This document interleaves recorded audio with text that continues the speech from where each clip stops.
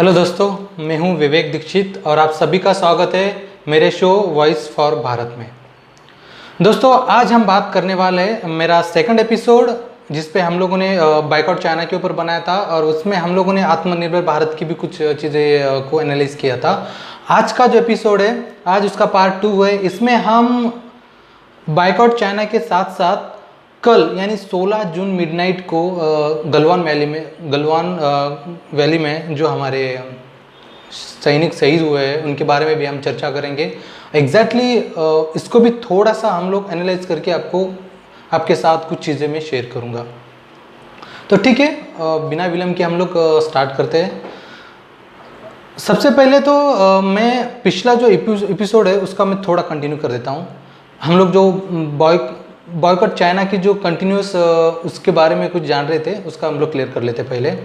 दोस्तों, ऑलमोस्टली मैंने वो टाइम पे आपको बताया था कि चाइना का जो मार्केट है उन्होंने सबसे ज़्यादा कैप्चर जो किया वो इलेक्ट्रॉनिक पे किया है, जैसे कि मोबाइल फ़ोन्स, टीवी इस चीज़ों पे बहुत ज़्यादा उन लोगों ने अपना जो मार्केट का जो विजनरी फोकस है इस पे किया है। अभी ये क्यों किया है? क्योंकि उनको पता है आने वाले जनरेशन में मोबाइल फ़ोन से क्रेज़ है, एक बहुत ही एक किस्म का एक क्रेज़ है इंडिया में मोबाइल फ़ोन। फिर वो अलग अलग मॉडल बनाओ, फिर अलग अलग उस पर कुछ स्कीमें दो, इसके हिसाब से वो ज़्यादा फोकस मोबाइल फ़ोन पे कर रहा है। ऑलमोस्टली 60 to 65% चाइना की जितने भी मोबाइल फ़ोन्स कंपनियां हैं मार्केट में उन्होंने दम रखा है। आप किसी भी शॉप पे जाओ, कोई भी मोबाइल शॉप पे जाओ, आपको फ्रंट में चाइना मोबाइल ही दिखाए जाएंगे, फिर वो चाहे ओप्पो हो, वीवो हो, शाओमी हो या फिर रियलमी जैसे कोई भी ब्रांड हो। आपको इनके अलावा कोई भी फोन्स आपके सामने नहीं रखा जाएगा। क्यों नहीं रखा जाएगा, मैं आपको बता देता हूं कि चाइना का जो मार्केट है, इंडिया में जब कोई भी फोन सेल करता है तो उस पर सबसे ज्यादा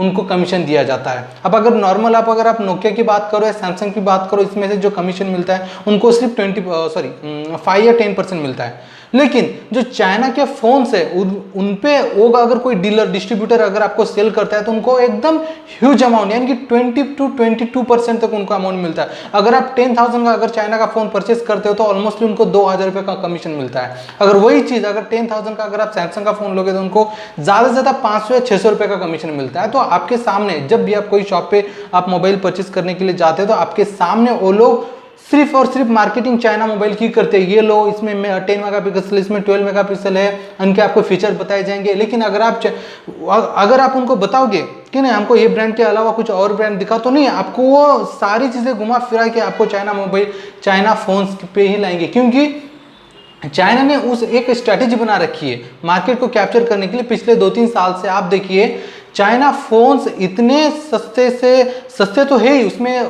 क्वालिटी भी है, ऐसा नहीं बोल रहा क्वालिटी नहीं है करके, लेकिन उन्होंने मार्केट जमाने के लिए बहुत ज़्यादा जो एक्सपेंडिचर है वो मार्केटिंग पे किया है। और इसके वजह से आप कहीं भी जाओ आपको चाइना फोन्स के अलावा कुछ नहीं मिलेगा।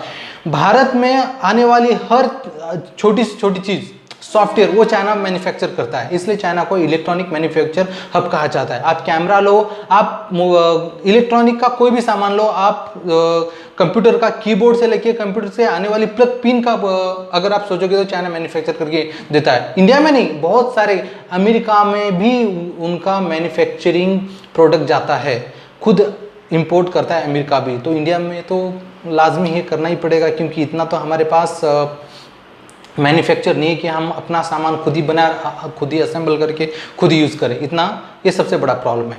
चलो ठीक है, ये तो समझ में आ गया। लेकिन अभी मैं आपको परसेंटेज, इसके तो परसेंट आपको समझ में आएगा चाइना इतना क्यों तत्पर रहता है हर चीज़ को देखने के लिए, उसको कैप्चर करने के लिए। क्योंकि इंडियन मार्केट में घुसते नहीं, वो सबसे पहले उन्होंने यही चीज़ कर लिया कि इंडियन मार्केट को अगर तोड़ना है तो इलेक्ट्रॉनिक यानी कि मोबाइल फ़ोन जैसे बड़ी बड़ी कंपनियों में इन्वेस्ट करो, उन पर कब्जा करो और सीधा सीधा मार्केटिंग बन के कैप्चर कर लो। ठीक है, अब ये हो गया। अभी हम बात करते हैं गलवान वैली में हुई कल रात यानी कि 16 जून मिडनाइट को हमारे 20 सैनिक शहीद हो गए।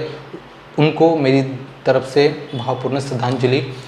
दोस्तों, हमारे 20 सैनिक शहीद हुए, लेकिन इनके साथ साथ ही चाइना के 43+ सैनिक यानी तो हताहत हुए या फिर मारे गए।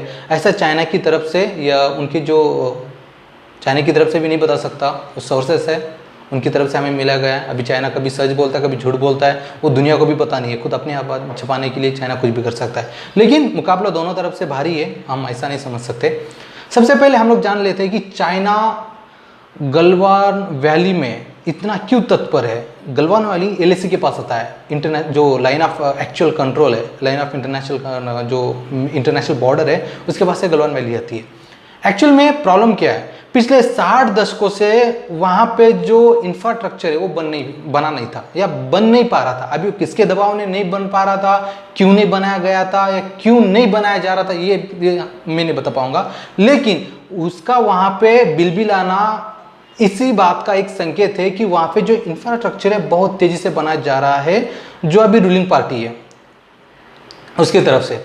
तो इसके वजह से चाइना की जो रणनीति है वो फेल होती जा रही है। चाइना की जो रीति है विस्तारवादी की, इंचीज बढ़ो, हर साल इंचीज बढ़ो, बढ़ते रहो। तो इस चीन की वास्तविक में वो बना के ही चल रहा है।